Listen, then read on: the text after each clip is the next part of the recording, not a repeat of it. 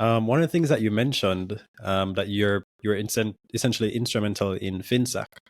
So could you walk us through what that was like? Because there was a lot of turmoil, a lot of uncertainty. I'm sure that was like a very scary time for a lot of Jamaicans, maybe not the listeners directly, but their parents. So could you walk us through what that was like for you?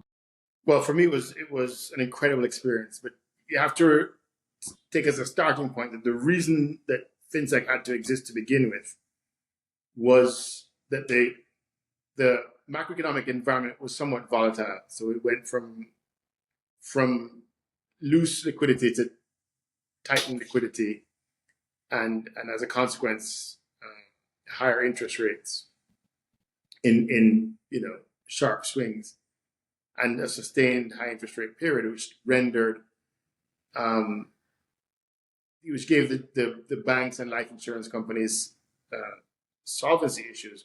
But at the same time, they would not have been effectively governed for this type of environment. So they were taking loads of risk.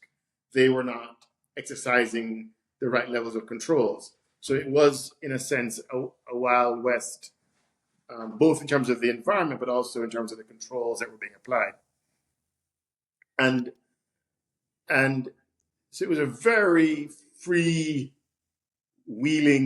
financial environment at the time.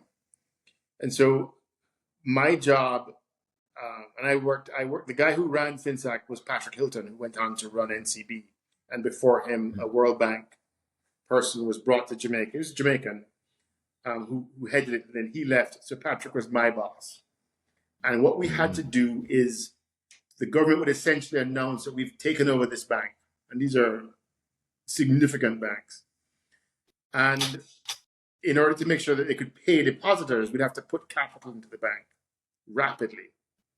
And the capital we'd put in would be in the form of promissory notes. So I would literally sit at my computer and type up a promissory note to the bank, which gave the bank an asset. I hereby promise to pay you, X billion dollars. And in exchange for putting this promissory note into the bank would pass over a whole bunch of loans.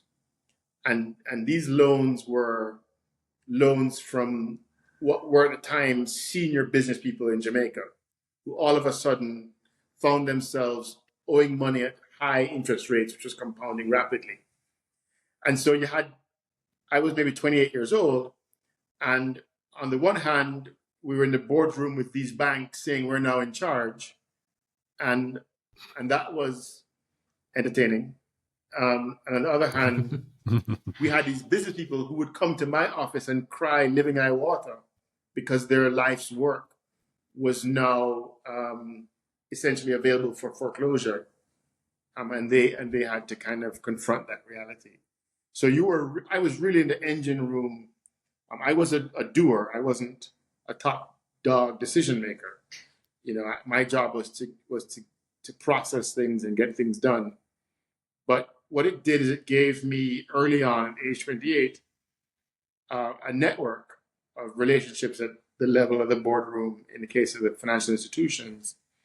And although I would have been a junior person, and at the level of business people, who were running all sorts of businesses up and down Jamaica.